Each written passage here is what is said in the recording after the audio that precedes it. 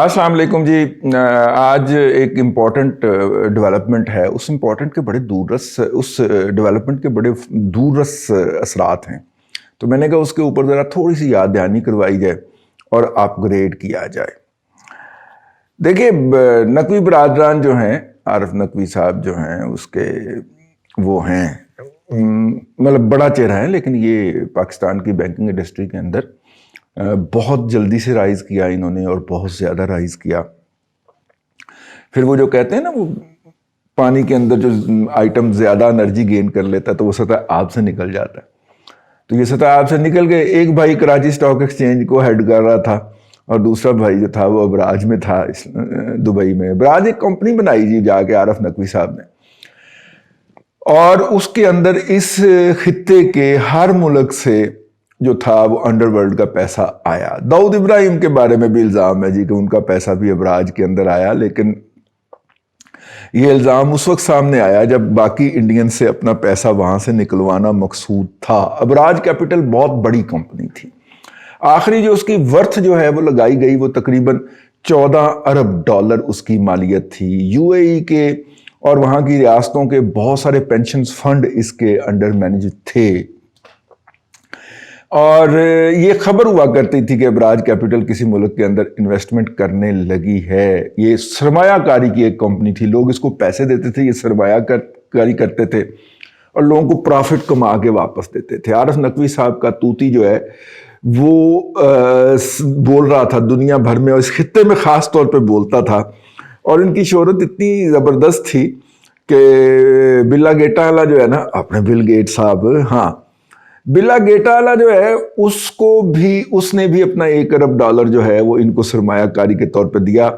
Melinda gate foundation, वो क्या है जी उनकी, वो जो फाउंडेशन है, उसने इन्वेस्टमेंट की 1 अरब डॉलर की, और वही गले पड़ी हुई है आजकल। और उसके बाद जनाब ये इन्वेस्टमेंट करते थे।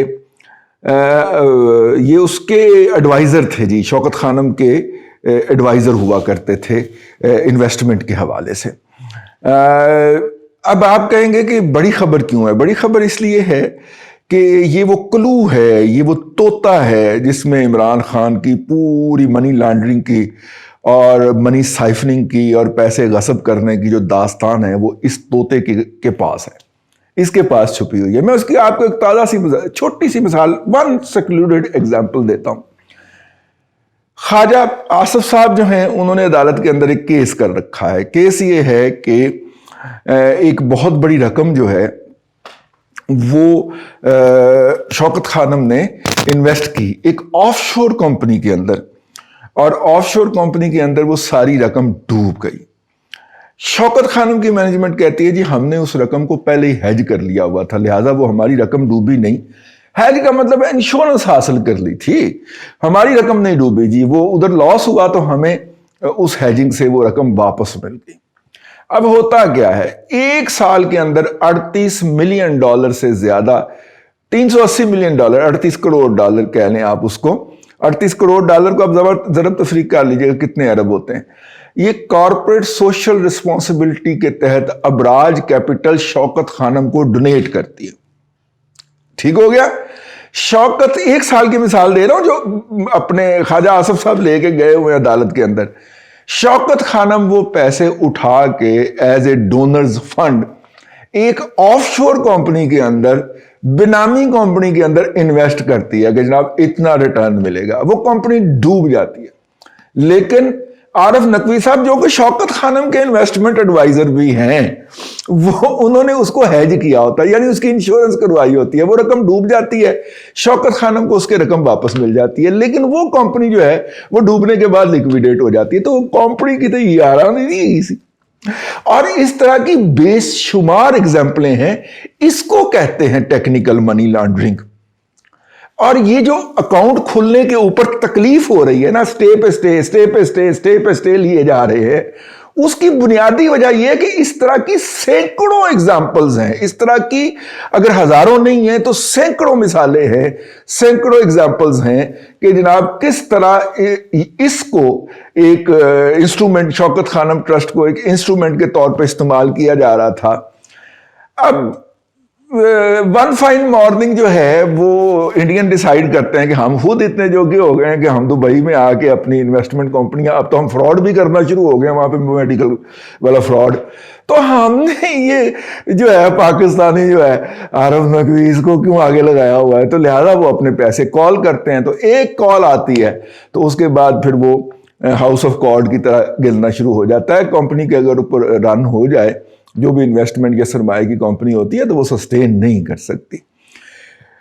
میں اس بات کا قائل ہوں کہ اگر 100% نہیں تو 80% ایسٹس ضرور موجود ہیں، لیکن وہ ایسٹس جب لیکویڈیشن میں جائیں گے تو 100 روپے والے ایسٹ کا مشکل سے 50% ہی ملا کرتا ہے، ٹھیک ہے؟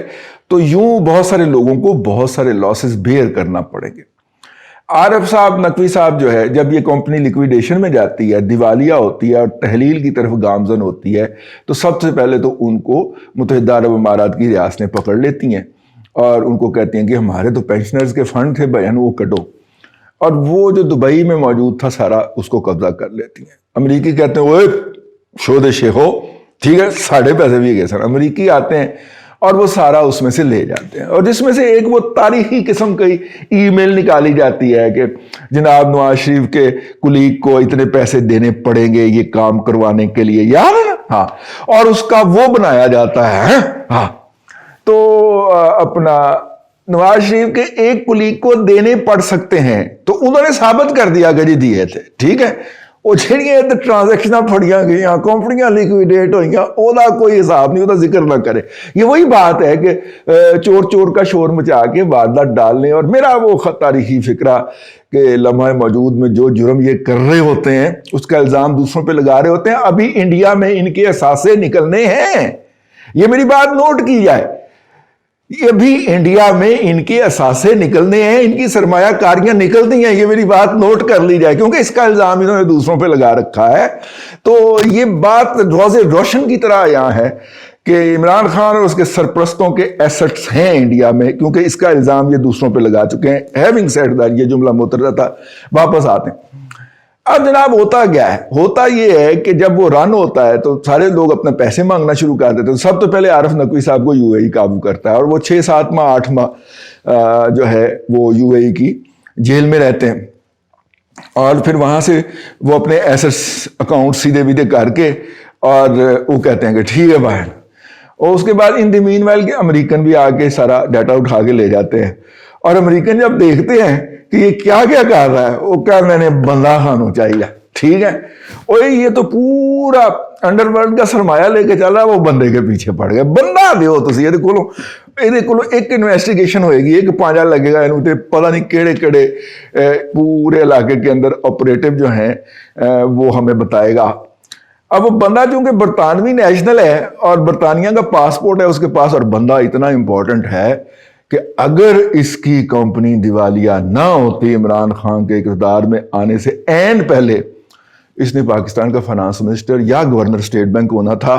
آئی واز آف شور، فنانس کی دنیا کے اوپر ذرا نظر رکھتا ہوں، Arif Naqvi could have been either finance minister اور گورنر اسٹیٹ بینک، ٹھیک؟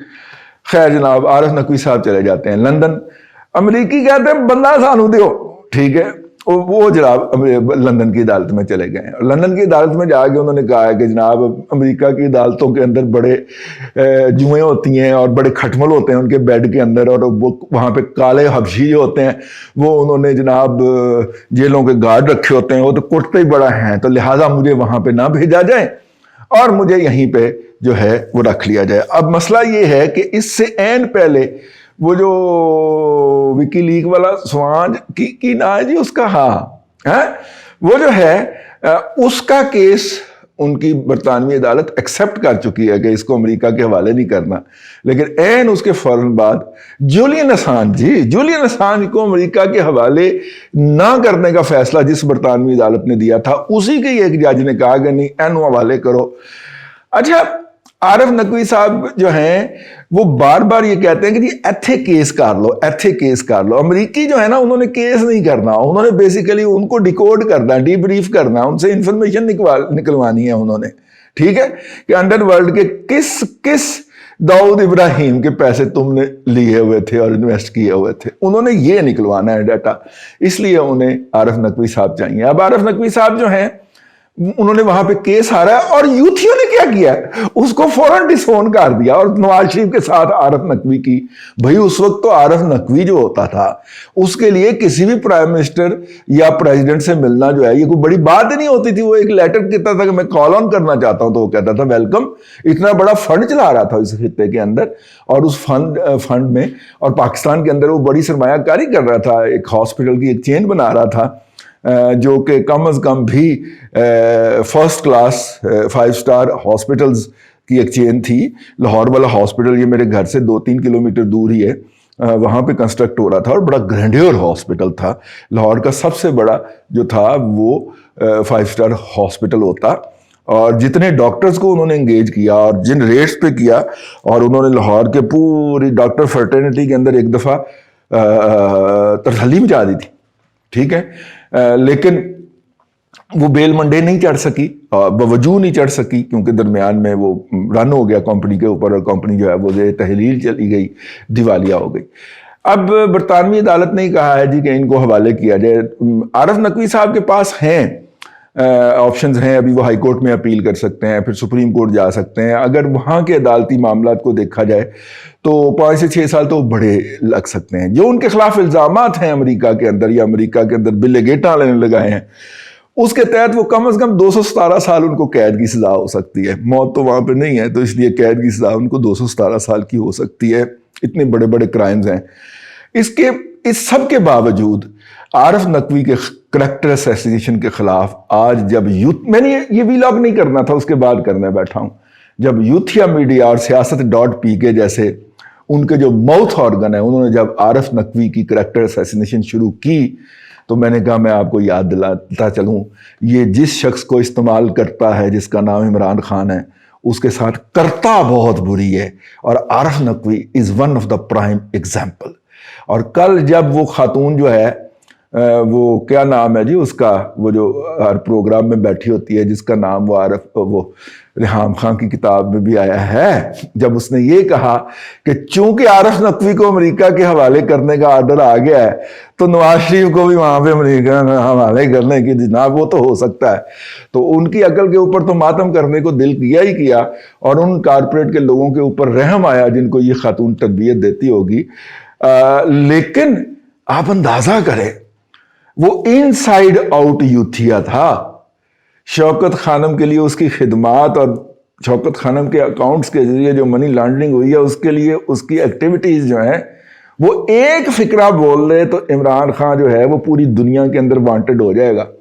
लेकिन उसकी करैक्टर असैसिनेशन से बाज नहीं आए और उसने वो जब पकड़ा गया, ये तो आपको याद होगा, जो पकड़ा गया तो उसे कहा गया कि आप कोई नंबर दें, ठीक है, जिससे राब्ता किया जा सके। तो उसने प्राइम मिनिस्टर ऑफ पाकिस्तान, उस वक्त बन गए हुए थे prime minister of Pakistan Imran Khan का नाम दिया था, आरिफ अलवी का नाम दिया था कि इनसे राब्ता करें, ये है मेरे असल वर्सा, ठीक है। और उसकी करैक्टर असैसिनेशन यूथियालॉजी मीडिया जो है वो इस वक्त करता हुआ पाया जा रहा है। तो जो इस वक्त बैठे हुए हैं पीटीआई में और आला खिदमात सर अंजाम दे रहे हैं वो सोच लें।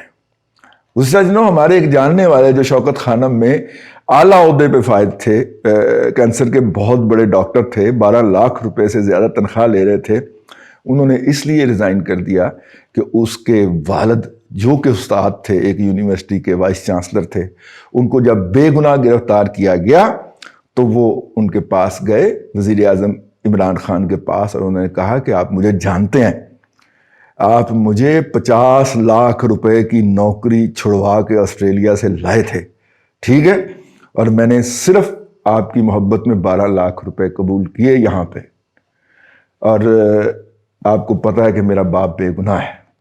तो फौरी तौर पे वो जो आज़म है ना, हाँ, उसको तलब किया गया कि जनाब ये इनके वालिद साहब का क्या मसला। उन्होंने कहा जी वो बेगुनाह है, तो उनको रिहा करने के लिए इक़दाम करें। उन्होंने कहा सर अगर हम उनको रिहा करवाएंगे तो इसका फ़ायदा हो सकता है कि नवाज शरीफ को पहुँचे। अच्छा रहने यार, सॉरी यार, ठीक है।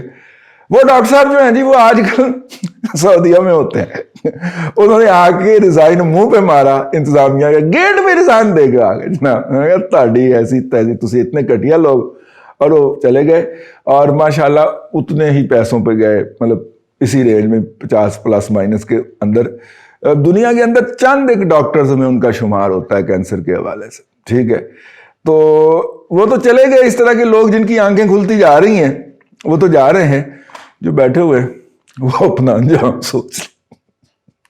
آج کے لیے اتنا ہی جی، کل پھر آپ سے ملاقات ہوگی اگلے ویلاگ کے اندر۔